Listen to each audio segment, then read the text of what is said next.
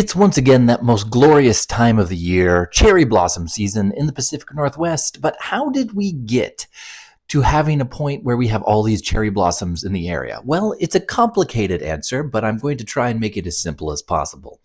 All Japanese cherry blossoms in the United States are imports, and the first batch came over as a gift of friendship from the government of Japan, specifically the mayor of Tokyo in 1909, bound for Washington, D.C., and Seattle-Tacoma was the midway point for that journey. The first batch got infected by insects and had to be burned, but in 1912, another batch came over and then went off to Washington, D.C.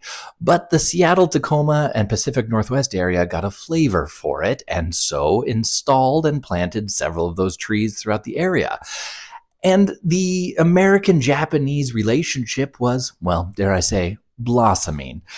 The relationship between the two countries was incredibly strong, and especially because here in the Pacific Northwest, there were so many Japanese Americans all throughout the region.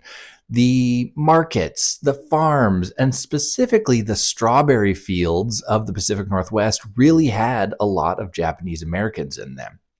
It was a ubiquitous part of life here, and so as a symbol of that relationship came the cherry blossom. Wright Park got all of its first cherry blossoms in the year 1936, and that's right before things, as you may know, turned sideways.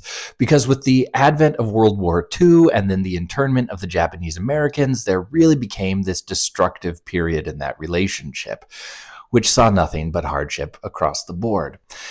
By the end of that time period, we see a slow return of the cherry blossom to its prominence in the area. In fact, several of the cherry blossoms planted throughout the region today are a recommitment to that relationship between America and Japan. Most of the cherry blossoms on the University of Puget Sound campus were planted in 1989 as a way of trying to move forward in that new peace. Similar to the Japanese garden out in Point Defiance, which were planted, I believe, in 1965, around that time period there.